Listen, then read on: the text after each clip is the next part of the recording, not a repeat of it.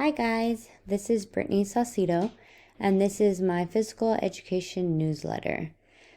Just get up and move.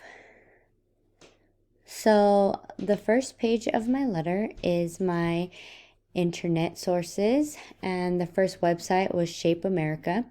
So this website was a great resource for teachers to research ideas for great lesson plans for physical education. And what was also cool was on one of the tabs, you can also see the state standards that were available for K through 12.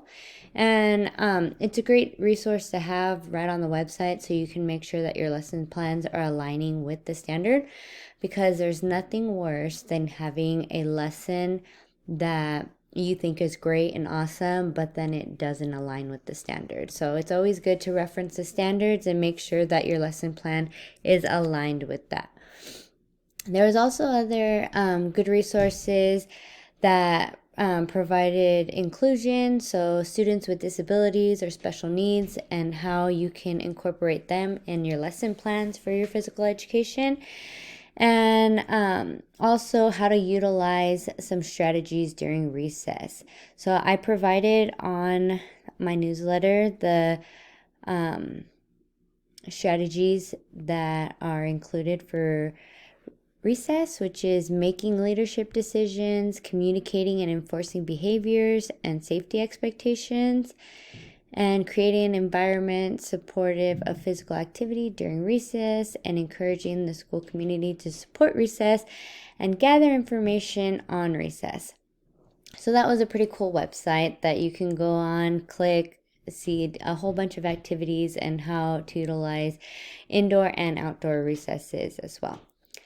The next website I used was Choose My Plate. So basically that is just choosing your 5 food groups and how important it is to have a good diet as well as physical activity. So you want to make sure you include veggies and fruits and grains, protein, and dairies.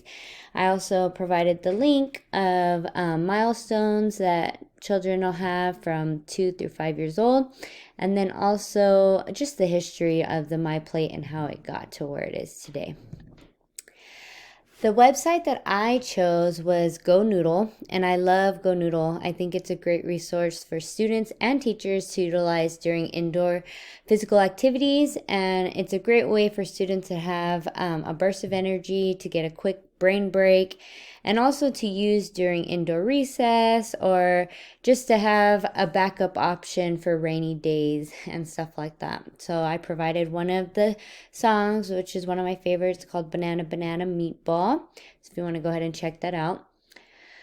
My next section was the books. So my first book that I picked was Move Your Body, My Exercise Tips. This was a great book because I think it teaches children how to use aerobic and anaerobic exercises and what it means. And it's just a great way to get students learning the fundamentals of exercise and the benefits that it has on your body.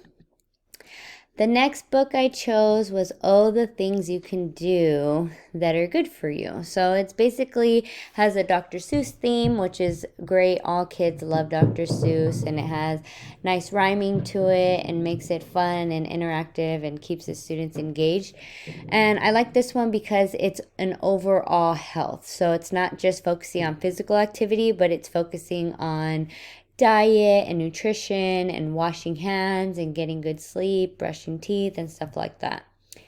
So for my 2 articles I picked, I chose one based on our pandemic. So right now we're on some unprecedented times of the coronavirus pandemic, and it really took a toll on people and how it affected our students and physical activity and PE in general. It's a lot harder for students to get active.